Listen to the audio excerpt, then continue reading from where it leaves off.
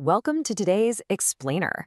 Right off the bat, we're acting as historical detectives today, deconstructing a truly stunning, hyper-realistic depiction of the Norse god Odin. We're not just treating this as a simple myth, but really digging into how ancient divine authority was visually built. We're going to look closely at the raw, unbridled power of the Allfather. Okay, let's dive into this with a quote from our source material that really sets the stage. It describes a vivid visual narrative that blends ancient stone and gold with supernatural elements. That is the absolute crux of our investigation today. We aren't just looking at a mythical god in a vacuum, right? We're observing how physical, earthly sovereignty, the heavy stone, the gleaming gold, collides head-on with unearthly, supernatural power. It creates this incredibly compelling historical image. Think of this explainer like our university lecture syllabus for the day.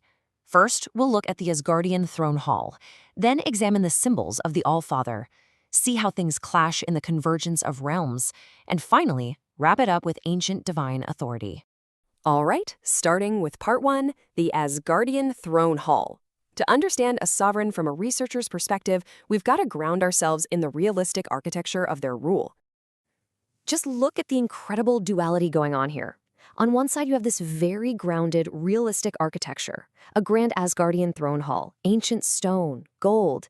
It all screams established regal wealth and engineering. But then, bam!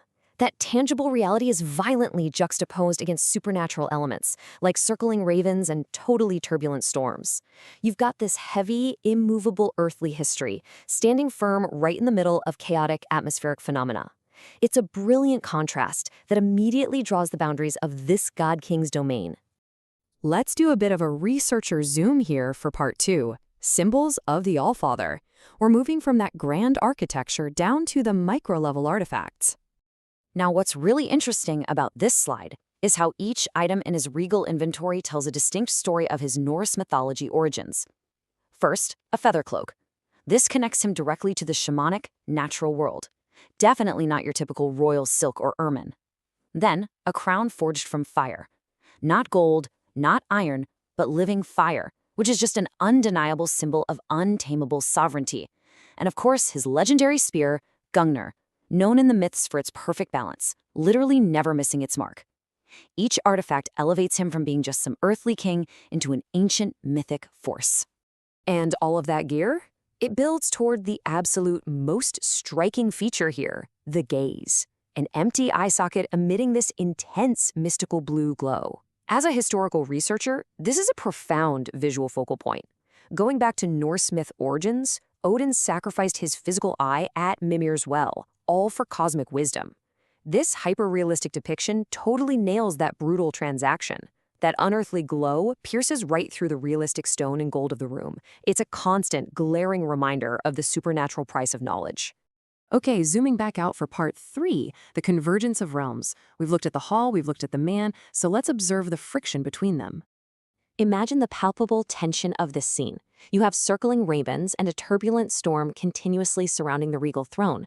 And these aren't just any birds. They represent Hugin and Munin, thought and memory. His legendary spies circling ceaselessly above the grounded architecture, gathering knowledge from across the realms.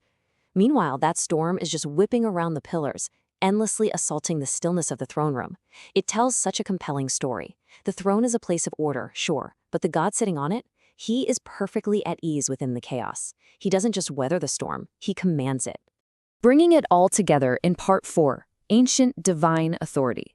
Let's synthesize how these tangible and intangible elements forge our understanding of this text.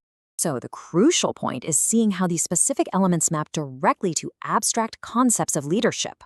Look at the architecture, the ancient stone and gold. That symbolizes grounded regal power, earthly kingship at its peak. Then the artifacts, the fire crown and Gungnir, symbolize his martial and mystical might.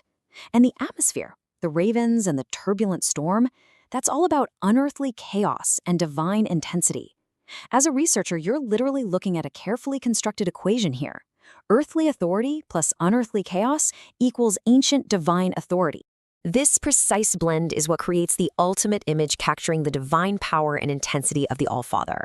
And it works perfectly because it stubbornly refuses to be just one thing. It's incredibly realistic and architecturally grounded, yet at the same time, fiercely magical and untamed.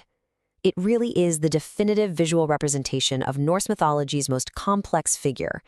It seamlessly weaves the historical reality of a ruler's grand hall right into the mythic terror of a god of war and wisdom. To wrap up, I want to leave you with a provocative question that challenges everything we've just analyzed today. Does true ancient divine authority rely more on the gold of a throne or the chaos of the storm? If you strip away that swirling chaos, is he just a mortal king? But if you strip away the heavy stone seat, is he just a wild force of nature? Think about that delicate balance between earthly structures and supernatural wildness as you continue your own learning journey. Thanks for joining me for today's explainer, and as always, keep questioning the world around you.